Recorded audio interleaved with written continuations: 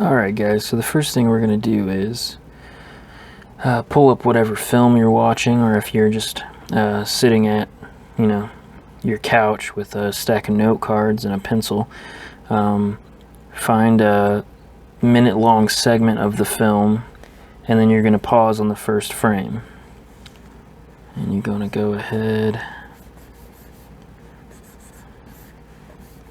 I'm going to do this to emulate the storyboard. If you have a note card, you're going to want to fill up the whole space. But I'm basically going to be trying to be paying attention to the composition of what's in frame. So here I've got the sides of the refrigerator, soda. This is a film I made when I was a student, by the way. I'm using it just because I own the rights to it and it simplifies it a bit. You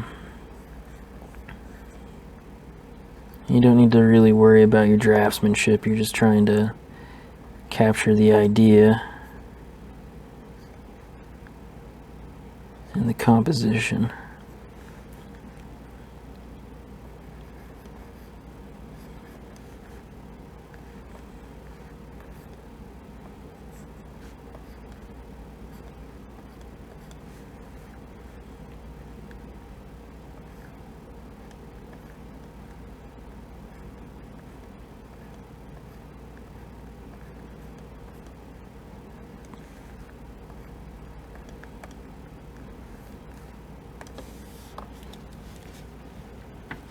And then you're going to play it a little bit.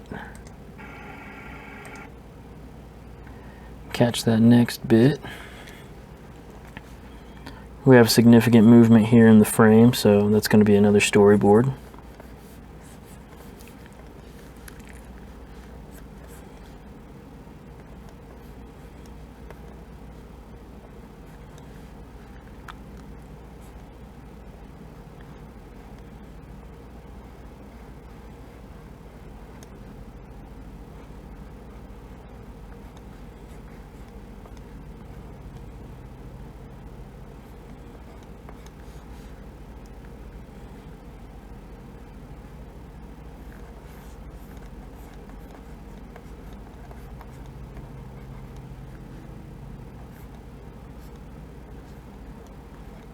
Sometimes you can just do a cross on the front of the face like this to indicate which direction the face is pointing.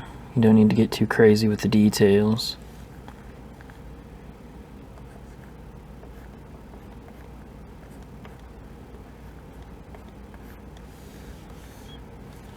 Then we're going to play again.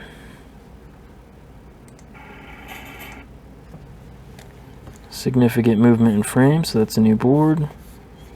And you could probably cut some of this out. You don't necessarily need to see all of this, but because, like for instance, this was a stop motion film, I did need to know exactly where everything was going to be lined up in frame. It helped quite a bit.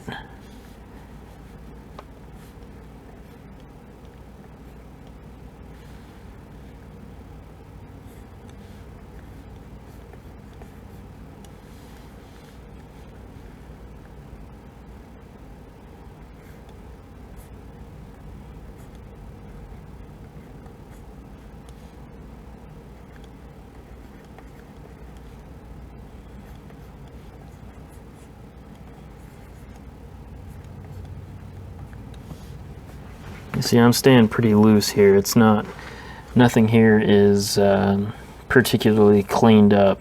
We're just wanting to get the position of the shapes in the frame.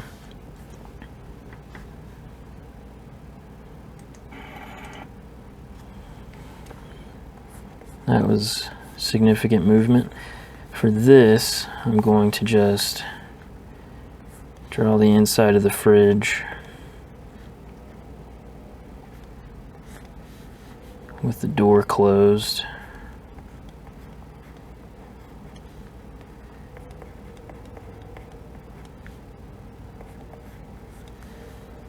And then kind of do this to indicate basically that it's going to fade to black there.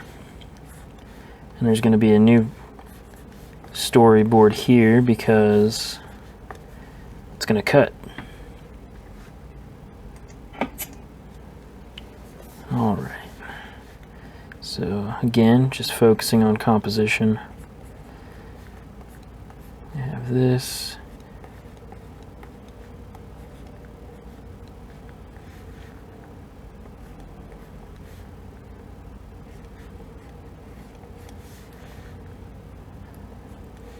Notice the framing of the door back here.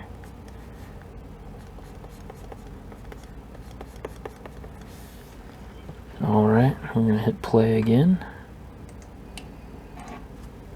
Alright, that's significant movement once again.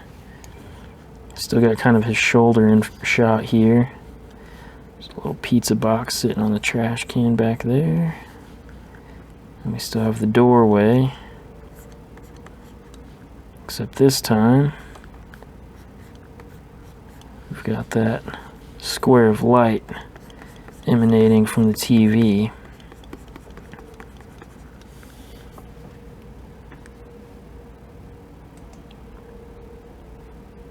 I'll hit play again. To go back a little bit, looks like the internet's buffering. Alright. It's a new frame, a new drawing.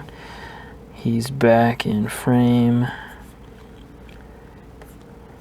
sitting his glass down after he poured his drink.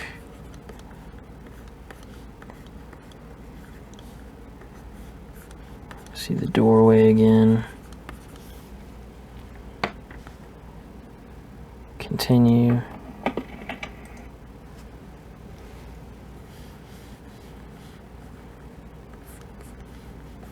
That's significant.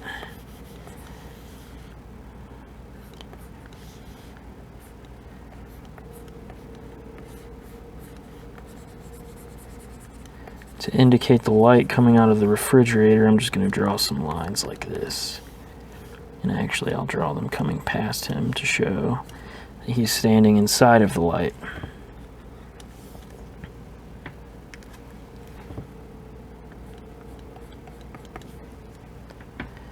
We'll hit play. So that's significant. Notice like my storyboards aren't, exactly the correct size. Like they're not all matching up, but that's okay as long as you're getting the basic, aspect ratio down. What I mean by aspect ratio is the length to width ratio. So like 3:4 or a widescreen ratio. Okay, we've got him kind of in profile here. We have his nose, his lips. He's got his hand out. He's holding his glass a little further back from camera.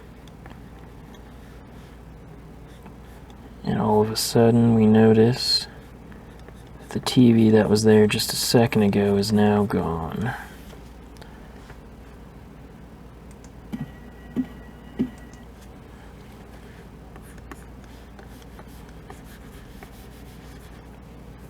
That was a cut. We have him in frame. He's holding his drink.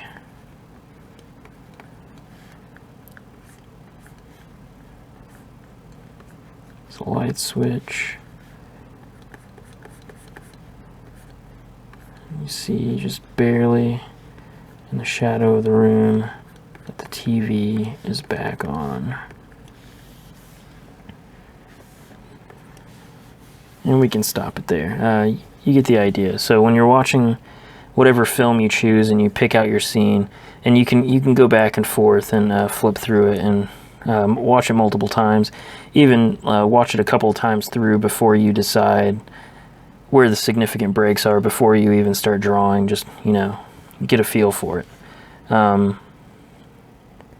And that's basically a way of reverse engineering someone else's work. So you're going to watch a professionally made film, or maybe another animated short that you found on YouTube or something. Anything really, as long as other people have access to it so they can check it out later if you post it to the class forum. And usually whenever you're working with other people, you're not going to do this for your assignment, but you can make little notes underneath, like opens fridge, just to indicate what is happening between the correlation between your script and the storyboards. For this film, I made it entirely by myself, so I wrote some notes down to kind of organize my thoughts, but I wasn't really communicating this to anyone else. It was just kind of almost like a design document, getting it out of my head and making it tangible, so I had a jumping off point. And some things did change. You'll see in the storyboards that I've posted in the class. Those are the storyboards I made for this before I made this film. And a lot of the shots changed. Once I was on the stage with my puppet and the set and everything, I started to realize that certain things didn't quite look right, and that's fine. You can change things up. This is just kind of a starting point. But yeah, thanks.